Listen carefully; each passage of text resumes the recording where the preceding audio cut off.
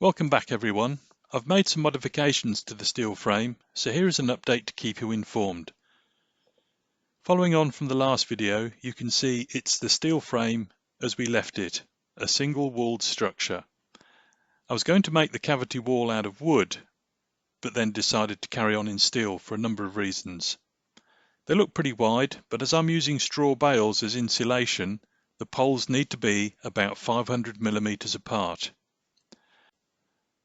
I said in the original video that I would make mistakes, and the first one was that the inside height at the rear of the building was too low, giving me a headroom of 1.8 meters, which is not as tall as I am.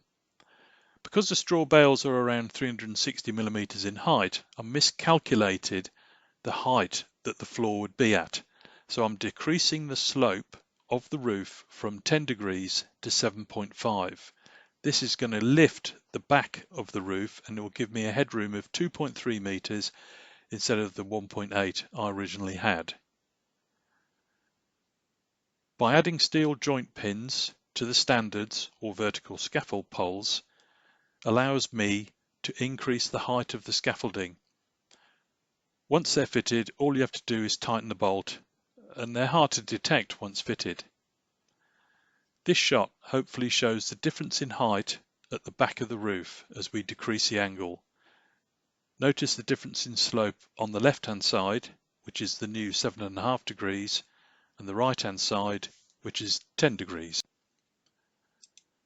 Right then, so once the cavity walls had been put up on all four sides, and when I was happy with the slope of the roof, the next step was to remove the excess height from the standards.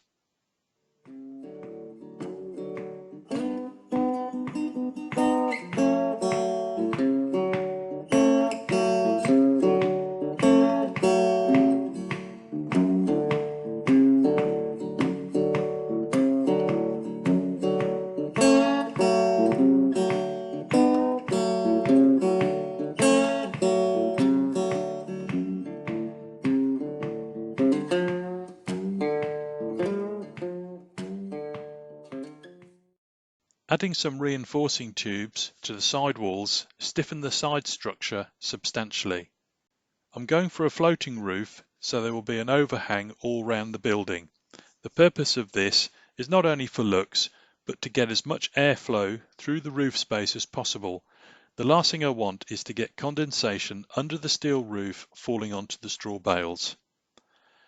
By adding some swivel joints to the top beams allowed me to extend the roof to the length that I wanted.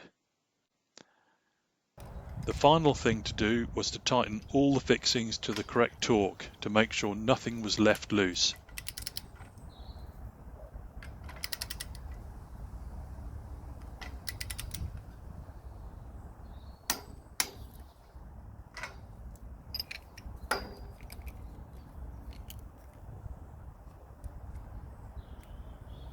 So there you have it, the completed steel frame ready for the wood cladding.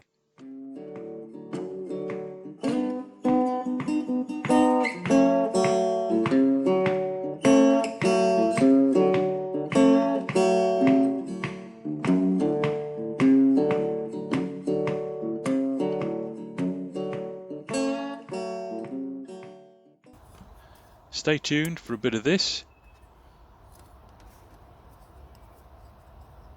A bit of this.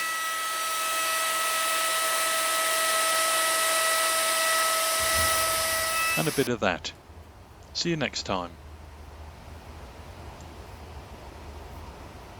If you like this series, or indeed my channel, please like and subscribe. Thank you.